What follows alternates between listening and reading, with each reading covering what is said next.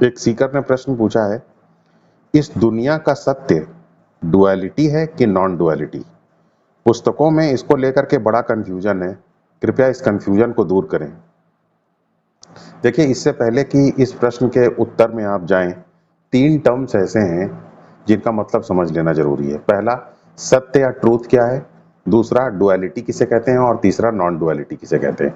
जब ये 3 टर्म्स आप समझ जाएंगे तो आगे के प्रश्न के बारे में बात की जा सकती है।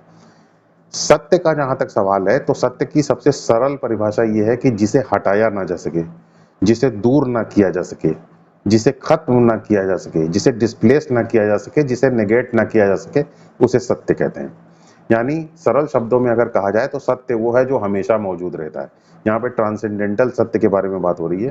तो ट्रांसेंडेंटल सत्य यानी फाइनल सत्य वो है जिसे दूर ना किया जा सके, जिसे हटाया ना जा सके, और जो हमेशा मौजूद रहे, उसे कहते हैं सत्य। अब डुअलिटी किसे कहते हैं? डुअलिटी सत्ता की वो अवस्था है जिसमें कि सत्ता के अलावा या वस्तु के अलावा कोई और दूसरी वस्तु भी मौजूद रहे। और नॉन डुअलिटी किसे कहते हैं? नॉन डुअलिटी उसे कहते हैं जिसमें रियलिटी के अलावा और कोई दूसरी चीज मौजूद ना रहे, वास्तविकता या सत्ता के अलावा और कोई दूसरी चीज मौजूद ना रहे, वास्तविकता के सिवा और कुछ ना रहे, रियलिटी के अलावा और कोई दूसरी चीज ना रहे, उसे कहते हैं नॉन डुअलिटी। उस अवस्था को कहते हैं नॉन डुअलिटी। तो ये 3 टर्म्स बहुत ही महत्वपूर्ण है, इनका मतलब जानना जरूरी है। अब जब हम ये 3 टर्म्स ठीक से समझ जाते हैं तो हमें थोड़ा सा एक विचार करना पड़ेगा। आपके अंदर एक चीज के ऊपर अगर आप थोड़ा सा विचार करें तो आप पाएंगे कि वो भी सत्य है। तो क्या आपके अंदर सत्य है? देखिए, आपका जो सेल्फ है वो हमेशा मौजूद रहता है, क्योंकि चीजें आती जाती हैं, आप वस्तुओं को देखते हैं, अवस्थाओं को देखते हैं, उनका परिवर्तन होता रहता है, लेकिन आपका सेल्फ उनको देखने वाला है। आपका सेल्फ परिवर्तित नहीं होता। आपका सेल्फ हमेशा उनको ऑब्जर्व करता रहता है, लेकिन आपका सेल्फ कभी भी ऑब्जर्व्ड नहीं है। आपके सेल्फ को ऑब्जर्व करने वाली कोई चीज नहीं है, आपका सेल्फ हर चीज को ऑब्जर्व करता है। और चूंकि आपका सेल्फ सारे बदलावों को देखने वाला है, इससे पता चलता है कि आपका सेल्फ नहीं बदलता, क्योंकि अगर आपका सेल्फ बदल जाएगा तो फिर वो सारे बदलावों को नहीं देख सकता।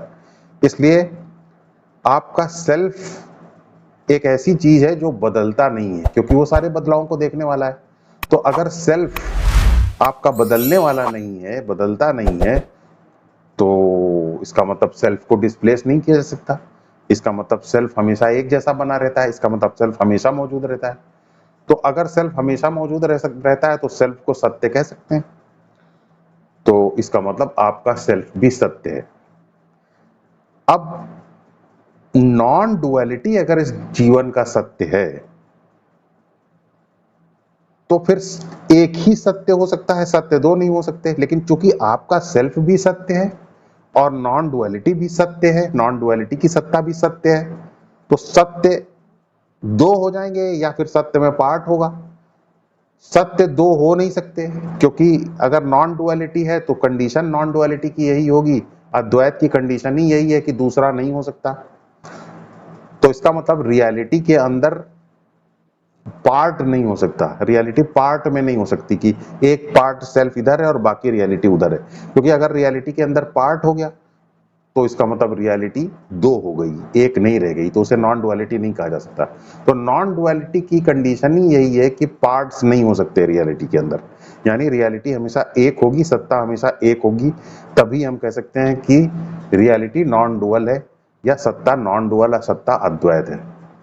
तो अगर सत्ता अद्वैत है और आपका सेल्फ भी सत्य है और इस दुनिया का सत्य भी नॉन डुअल सत्य है, तो फिर सत्य दो हो नहीं सकते, सत्य में पार्ट हो नहीं सकता। तो अगर सत्य में पार्ट हो नहीं सकता तो इसका मतलब आपका सेल्फ सत्य है या सत्य आपका सेल्फ है, यानी रियलिटी आपका सेल्फ है और आपका सेल्फ रियलिटी है। या दूसरे शब्दों में कहा जाए तो सत्ता आपका सेल्फ है और आपका सेल्फ ही सत्ता है। तो इसका मतलब इस एग्जिस्टेंस का जो सत्य है वो आपका सेल्फ है, क्योंकि रियलिटी में कोई पार्ट हो नहीं सकता, आपका सेल्फ सत्य है और सत्य नॉन डुअल है। अगर सत्य नॉन डुअल है तो इसका मतलब फिर आपका सेल्फ सत्ता का हिस्सा है, रियलिटी का हिस्सा है। लेकिन चूंकि रियलिटी में हिस्सा या पार्ट हो नहीं सकता, क्योंकि पार्ट होने से रियलिटी नॉन डुअल रह नहीं जाएगी, तो इसका मतलब क्या हो गया कि रियलिटी अगर एक है और आपका सेल्फ उस रियलिटी का हिस्सा है, तो इसका मतलब आपका सेल्फ ही रियलिटी है, सेल्फ के अलावा और कोई चीज रियल नहीं है। तो अगर आपका सेल्फ नॉन डुअल है तो इसको टेस्ट किया जा सकता है कि आपका सेल्फ नॉन डुअल है कि नहीं। अगर सेल्फ नॉन डुअल है तो इसके हमें कुछ इंडिकेटर्स मिलने चाहिए। देखिए, अगर आपका सेल्फ नॉन डुअल है या आपका सेल्फ सत्य के रूप में अद्वैत है, तो इसका मतलब आपका स्वभाव भी नॉन डुअल होना चाहिए, क्योंकि जो चीज हमारा सत्य होती है वही हमारा स्वभाव भी होती है। तो अगर हमारा सत्य जो है वो हमारा स्वभाव है, तो हमारा स्वभाव भी नॉन डुअल अगर हो गया, तो स्वभाव के नॉन डुअल होने से क्या होगा? स्वभाव के नॉन डुअल होने से एक चीज होगी, याद रखिए, जो चीज हमारा स्वभाव होती है हम हमेशा उसको उसको हम हमेशा ढूंढते हैं, उसको हम हमेशा प्राप्त करने की कोशिश करते हैं, हम उसको नेचुरली ही पसंद करते हैं, उसके प्रति हमारे अंदर एक एफिनिटी होती है। तो अगर नॉन डुअल रियलिटी हमारा स्वभाव है, नॉन डुअल सत्य हमारा स्वभाव है, यानी अगर हमारा स्वरूप नॉन डुअल है, हमारे सिवा और कुछ है नहीं, तो हमारे अंदर अनंतता को लेकर के एक प्रेम होगा, हमारे अंदर लिमिटलेसनेस को लेकर के एक प्रेम होगा, हम कुछ भी पूरे तरीके से जानना चाहेंगे, हम सब कुछ प्राप्त करना चाहेंगे, हम कंटिन्यूअसली हैप्पी रहना चाहेंगे, हम हमेशा जीना चाहेंगे, हम सब कुछ जानना चाहेंगे, हम हमेशा दुनिया की सारी खुशियां प्राप्त करना चाहेंगे, क्योंकि सब कुछ हमारा नेचर है, इसलिए हम सब कुछ प्राप्त करना चाहेंगे। तो अगर आप अपने स्वभाव को देखें तो आपको ये पता चलता है कि आप सब कुछ प्राप्त करना चाहते हैं, आप सारा ज्ञान प्राप्त करना चाहते हैं, आप हमेशा जीना चाहते हैं, आप सारी खुशियां प्राप्त करना चाहते हैं। तो इससे पता चलता है कि नॉन डुअलिटी अगर आपका सत्य है तो ये बड़ा पोटेंट इंडिकेटर है। आप हमेशा नॉन डुअलिटी को ही सर्च करते रहते हैं, आप हमेशा नॉन डुअलिटी या अनंतता को ही सर्च करते रहते हैं। आप इसीलिए छोटी चीजों से संतुष्ट नहीं होते, कम से संतुष्ट नहीं होते, लिमिटेड चीजों से संतुष्ट नहीं होते, आप सब कुछ प्राप्त कर लेना चाहते हैं, सारा ज्ञान प्राप्त कर लेना चाहते हैं, हमेशा जीना चाहते हैं और सारी खुशियां प्राप्त कर लेना चाहते हैं, क्योंकि आप सब कुछ हैं, तभी तो आपको सब कुछ प्राप्त करने की इतनी इच्छा होती है। तो इससे पता चलता है कि चूंकि आपका नेचर सब कुछ प्राप्त करने को सपोर्ट करता है, इसलिए आपका स्वभाव नॉन डुअल, आप नॉन डुअलिटी ही आपका सत्य है। और हमारे स्क्रिप्चर्स में भी, शास्त्रों में भी नॉन डुअलिटी को ही आपका सत्य बताया गया है, आपके सेल्फ को ही नॉन डुअल बताया गया है। अब जरा इसको थोड़ा दूसरे तरीके से टेस्ट करके देख लेते हैं। कुछ शास्त्र ऐसा कहते हैं कि डुअलिटी आपके जीवन का सत्य है। अब डुअलिटी आपके जीवन का सत्य है, द्वैत अगर आपके जीवन का सत्य है, दूसरा अगर आपके जीवन का फैब्रिक इस तरीके से है कि जीवन में हमेशा दूसरा मौजूद है, तो अब आप ये देखिए, ये तो आपका खुद का अनुभव भी है, आप तो अपनी आंख से दो चीजें देखते ही हैं, द्वैत तो आपकी आंख से ही दिखता है, इसको स्क्रिप्चर में लिखने की क्या जरूरत है। जैसे मान लीजिए अगर किसी व्यक्ति का नाम रमेश है और सारे लोग उसके नाम को जानते हैं, रमेश रमेश, तो उसको किताब में लिखने की क्या जरूरत है कि इसका नाम रमेश है। किताब में तो कोई वही बात लिखी जाएगी ना जो हम जानते, जो हमारी जानकारी में ना हो, वही तो हम किताब में लिखते हैं। जो हमारी जानकारी में है उसे लिखने की क्या जरूरत। तो अगर द्वैत हमारा सत्य है तो द्वैत तो हम रोज ऐसे ही देखते ही रहते हैं, डुअलिटी तो हमें दिखाई देती है, दूसरा तो हमें हमेशा दिखाई देता है। तो जो चीज हम देखते ही रहते हैं अपनी आंख से, उसको एडिशनली किताब में लिखने की क्या जरूरत। तो अगर कोई स्क्रिप्चर जो है ये लिखता है कि डुअलिटी हमारे जीवन का सत्य है, द्वैत हमारे जीवन का सत्य है, तो हम उसको सही नहीं मान सकते हैं, क्योंकि अगर वो सही है तो स्क्रिप्चर अपने इस बेसिक नियम को, इसका मतलब वायलेट कर रहा है कि स्क्रिप्चर उस नॉलेज को लिखने की कोशिश कर रहा है जिसको हम पहले से ही जानते हैं, और जो चीज हम पहले से जानते हैं उसको लिखने की कोई जरूरत नहीं है। इसलिए डुअलिटी हमारा सत्य नहीं हो सकती है, और इसको हम अपने अनुभव से भी पता लगा सकते हैं। अगर देखिए डुअलिटी हमारा स्वभाव हो जाए, या डुअलिटी हमारा नेचर हो जाए, या डुअलिटी हमारा सत्य हो जाए, तो क्या होगा? इसका मतलब हम लिमिटेड हो गए। अगर हम लिमिटेड हो गए तो हमें हमेशा लिमिटेड चीजें पसंद आएंगी, हमें हमेशा कमी पसंद आएगी। लिमिटेड होना, कमी होना, जरूरत में रहना, हमेशा दुख में पड़ना है, तो हम दुख को पसंद करेंगे अगर लिमिटेशन हमारा स्वभाव है, कमी हमारा स्वभाव है, वांट हमारा स्वभाव है, तो हम दुख को पसंद करेंगे, कमी को पसंद करेंगे, लिमिटेशन को पसंद करेंगे। लेकिन हम दुख को तुरंत रिजेक्ट कर देते हैं, हम कमी को हमेशा रिजेक्ट कर देते हैं, हम दरिद्रता को हमेशा रिजेक्ट कर देते हैं, हम छोटेपन को हमेशा रिजेक्ट कर देते हैं। इससे पता चलता है कि लिमिटेशन हमारा स्वभाव नहीं है। डुअलिटी में हमेशा लिमिटेशन होगी, क्योंकि दूसरा उसमें मौजूद रहता है। दूसरा अगर मौजूद रहेगा तो हमको लिमिटेड बना देगा, तो हम लिमिटेशन को चूंकि कभी पसंद नहीं करते हैं, इसलिए डुअलिटी हमारा स्वभाव नहीं हो सकता है। इनफैक्ट डर जो है, अगर उसकी सबसे बेसिक डेफिनेशन दी जाए तो डर की सबसे बेसिक डेफिनेशन यही हो सकती है कि डर का मतलब है दूसरे की मौजूदगी। जब तक दूसरा मौजूद है तब तक डर से पूरी तरीके से मुक्ति संभव नहीं। डर से पूरी तरीके से मुक्ति को कहते हैं मोक्ष, और डर से पूरी तरीके से मुक्ति तभी हो सकती है जब कोई दूसरा ना हो। और अगर दूसरे की मौजूदगी हमारा सत्य है तो फिर डर को लेकर के हमारे अंदर एक एक्सेप्टेंस होनी चाहिए, लेकिन डर को लेकर के हमारे अंदर कोई स्वीकार भाव नहीं है। डर हमारा स्वभाव नहीं है, इसीलिए हम डर को स्वीकार नहीं कर पाते। इससे साफ पता चलता है कि डुअलिटी हमारा स्वभाव नहीं है और डुअलिटी हमारे जीवन का सत्य नहीं है। यहाँ पे एक प्रश्न ये पैदा होता है कि तो फिर स्क्रिप्चर्स ऐसा क्यों लिखते हैं, डुअलिटी के बारे में क्यों लिखते हैं, डुअलिटी को एक्सटॉल क्यों करते हैं, डुअलिटी को सत्य की तरीके से प्रेजेंट क्यों करते हैं, ऐसा क्यों करते हैं स्क्रिप्चर्स? क्या स्क्रिप्चर्स गलत है? देखिए, स्क्रिप्चर को गलत कहना ठीक नहीं होगा, क्योंकि कोई भी चीज सही है या गलत है, इसका विचार करने के लिए एक इंडिकेटर हो सकता है, और वो इंडिकेटर ये है, पैमाना ये हो सकता है कि जो चीज टाइम का टेस्ट पास कर ले, समय की परीक्षा पास कर ले, उसे हम कहेंगे कि वो सही है, और जो चीज समय की परीक्षा ना पास कर पाए उसे हम कहेंगे कि वो सही नहीं है। तो चूंकि स्क्रिप्चर्स अनंत काल से चले आ रहे हैं, समय की परीक्षा पास करके आए हैं, तो फिर हम उनको ये नहीं कह सकते कि वो गलत है। तो हमें उसको सही तरीके से इंटरप्रेट करना होगा, हमें उसे गलत की तरीके से टैग नहीं करना है।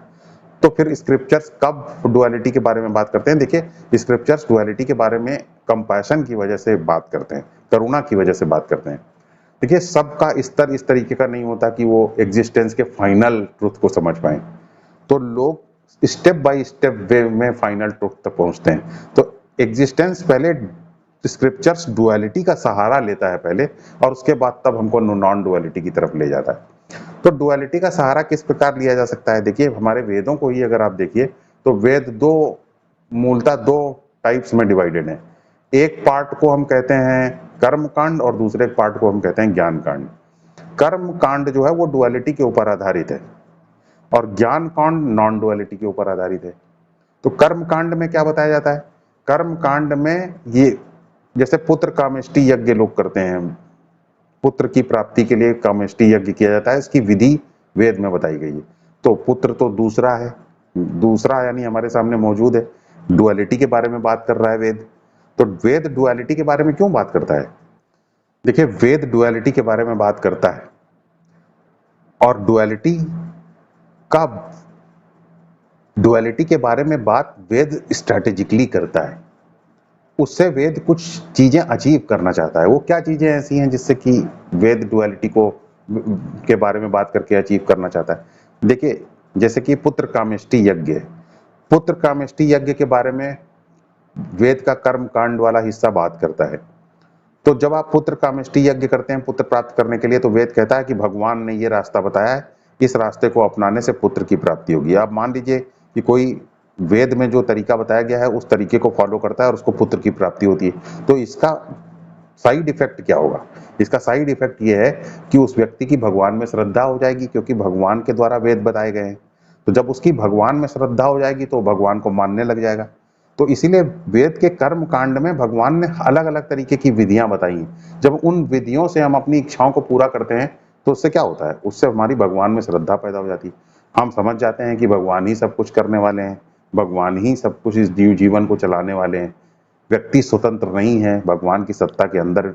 जब हम ये सब बातें समझ जाते हैं तो फिर भगवान में हमारा भरोसा बढ़ जाता है। जितना भगवान में अंदर हम यहाँ के अंदर हमारा भरोसा बढ़ता जाता है, उतना ही हमारा ईगो कम होता चला जाता है, और जितना हमारा ईगो कम होना शुरू हो जाता है, उतना ही हमारे अंदर एक परिवर्तन आता है, वो हमारा चित्त उतना ही शांत होता चला जाता है। हम दूसरे के खिलाफ पता नहीं लगाते हैं बातों को, हम दूसरे के खिलाफ योजना नहीं बनाते हैं, चित्त हमारा शांत हो जाता है, हम शांति के साथ जीने लग जाते हैं।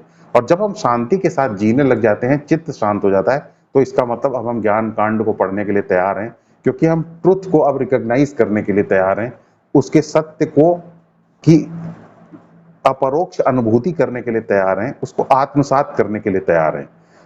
तो इसलिए शास्त्र डुअलिटी के बारे में बात करता है, ताकि डुअलिटी का स्ट्रेटेजिक इस्तेमाल करके भगवान में आपकी श्रद्धा पैदा कर सके, और जब आपकी भगवान में श्रद्धा पैदा हो जाती है तो उसी श्रद्धा का इस्तेमाल करके आपके ईगो को खत्म करके आपके चित्त को शांत कर देता है और आपको इस योग्य बना देता है कि आप वेदों को के ज्ञान कांड को समझ सकें, और जो जीवन का सत्य है, आपके सेल्फ का जो सत्य है, उस सत्य को जान करके नॉन डुअलिटी को आत्मसात कर सकें और इस प्रकार आप मोक्ष को प्राप्त कर सकें। तो ये है पूरी विधि। अब ये बड़े आश्चर्य की बात है कि नॉन डुअलिटी का इतना विरोध होता है, नॉन डुअलिटी का इतना खंडन किया जाता है। तो याद रखिए, अगर नॉन डुअलिटी जो कि जीवन का सत्य है उसका खंडन किया जाएगा तो इसको भगवान कभी पसंद नहीं करते, क्योंकि वेद का जो सार है वो नॉन डुअलिटी ही है। तो भगवान जो है ऐसे ऐसी परिस्थितियों में जिसमें कि नॉन डुअलिटी का, ब्रह्म की सत्ता का विरोध किया जाता है, उन परिस्थितियों को ही भगवान डिस्ट्रॉय कर देते हैं, ताकि नॉन डुअलिटी की समझ को और नॉन डुअलिटी की जानकारी के लिए रास्ता तैयार किया जा सके। इस प्रकार नॉन डुअलिटी जीवन का सत्य है, डुअलिटी सिर्फ एक अपीयरेंस मात्र है, सिर्फ मिथ्या मात्र है, जीवन का सत्य नॉन डुअलिटी ही है।